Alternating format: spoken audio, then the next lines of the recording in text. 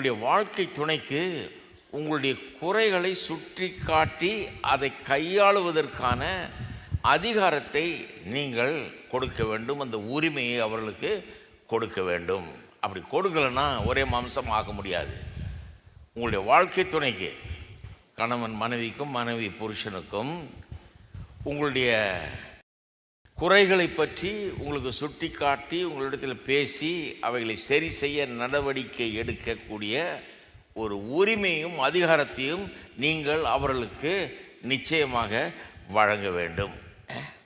அப்படின்னா இங்கே சொல்லியிருக்கு இல்லையா, எப்படி என்ன பண்ணுறோம் நம்ம?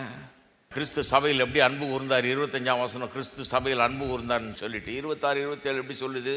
தாமதை திருவசனத்தை கொண்டு தண்ணீர் மூழ்கினால் சுத்திகரித்து பரிசுத்தமாக்கி கரை இதரை முதலானவைகள் ஒன்றுமில்லாமல் பரிசுத்தம் பிழையற்றதுமான மகிமையுள்ள சபையாக அதை தமக்கு முன் நிறுத்தி கொள்வதற்காக அப்படி செய்தார்லாம் சொல்லியிருக்கு இல்லையா. அப்போ வாழ்க்கை துணைக்கு நாம் அதிகாரத்தையும் உரிமையும் வழங்குகிறோன்னா, நம்முடைய குறைகளை சுட்டி காட்டி அதை கையாளுவதற்கு உரிமையை வழங்குகிறோம்னா என்ன சொல்கிறோம்?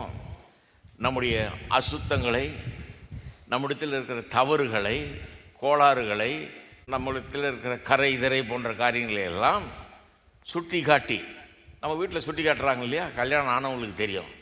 மனைவி சொல்லுவாங்க, என்ன தலை எப்படி இருக்குது, ஒழுங்காக செய்வுங்க அப்படிம்பாங்க. என்ன சட்டை எப்படி இருக்குது, கொடுங்க அயன் பண்ணி போடுங்க அப்படிம்பாங்க.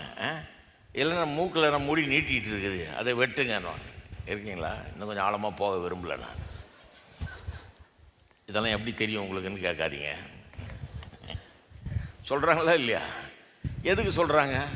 உங்களை ஏதாவது இன்சல்ட் பண்ணணுன்னா சொல்கிறாங்க. உங்களை கழுத்தை இருக்கணும், இவர் இப்போ அசிங்கமான ஆள் அப்படின்னு சொல்லி காட்டணும், அதுக்கு நான் சொல்கிறாங்க கிடையாது. அவங்க புருஷனாச்சே, நீங்கள் அவங்களுக்கு எதுக்கு சொல்கிறீங்க? உங்கள் மனைவியாச்சே, வெளியே போது 4 பேர் பார்ப்பாங்க, பார்க்கும்போது நல்லா இருக்கணும், இது எதுவும் அழுக்கு இருக்கக்கூடாது, அசிங்கம் இருக்கக்கூடாது, பார்க்குறதுக்கு கேவலமாக அதுவும் தெரியக்கூடாது.